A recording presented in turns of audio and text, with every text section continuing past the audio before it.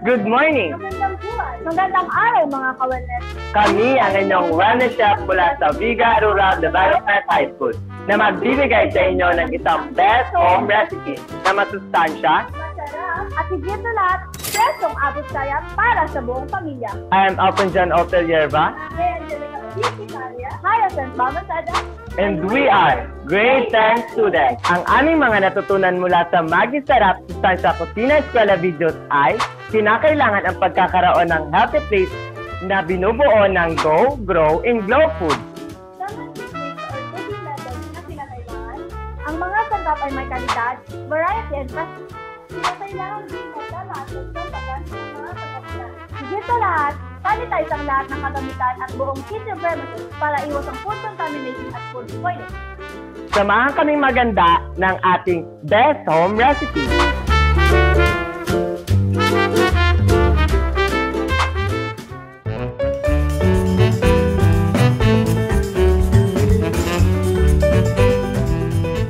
Welcome sa gulayan sa aming tahanan. Mag-harvest tayo ng kangkong. Tara!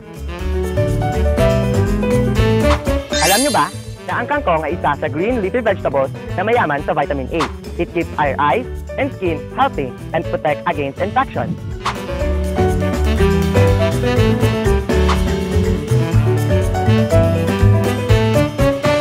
Dito naman tayo sa gulayan sa aming paaralan at mag-harvest tayo ng kamote root crops at kamote tops para sa ating best home recipe.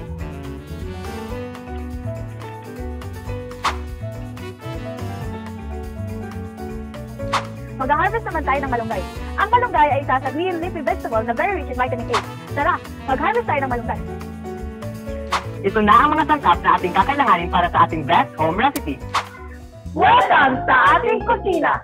Mga ka-wellness, our first thing to do is forming the plan. Ito ay isang first term na ibig sabihin, setting in the things in place before cooking. Tandaan, siguraduhin nasa maayos at tama ang mga kasangkapan na iyong gagamitin para sa iyong kaligtasan.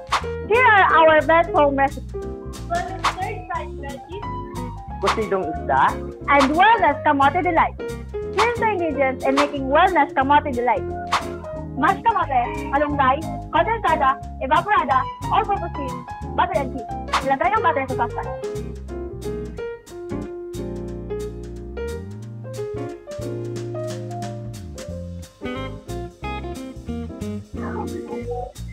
Pagkatapos ay halo ang all-purpose cream at evaporada.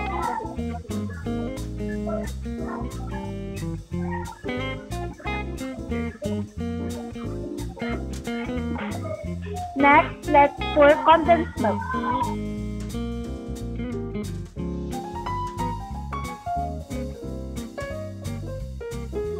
Set aside little sauce for topping.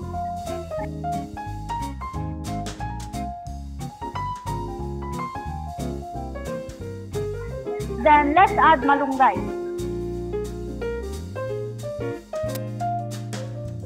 Let's add kamote for our wellness kamote delight.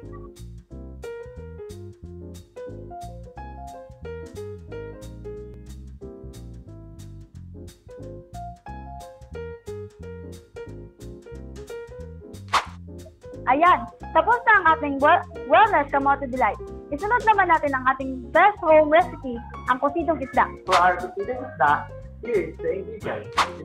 Isda, kamatis, sibuyas, luya at sili, talbos na kamote, kalamansi, asin, at huwag nakalimutan ang mais na magpapasarap ng ating kusidong isda. Ilagay ang kamatis,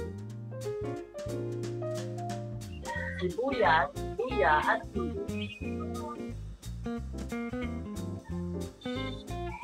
At hintayin sikulo. Ayan, kapag tumulo na ang tubig, sunod naman natin ilagay ang ating isda.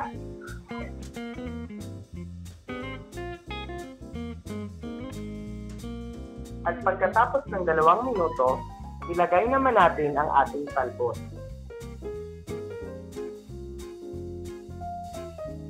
At pagkatapos mailagay ang talbos, lagyan naman natin ng konting asin.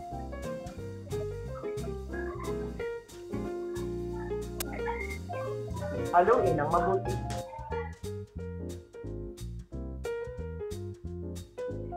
At gusturan natin ng magic na magpapasarap.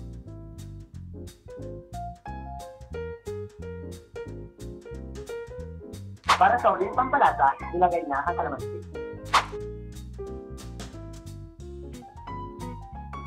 Here are all the ingredients for the one stir-fried vegetable.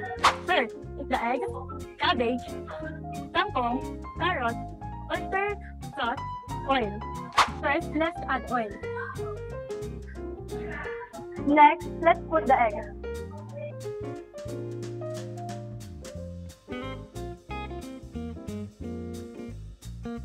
Now let's set aside the egg. At the same pan, stir-fried cabbage, carrots, and kangkong.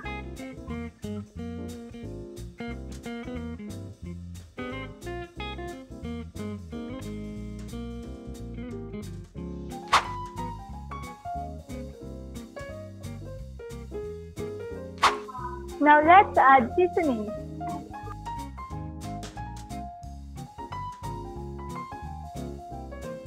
Next, just add oysters. Now let's add the egg.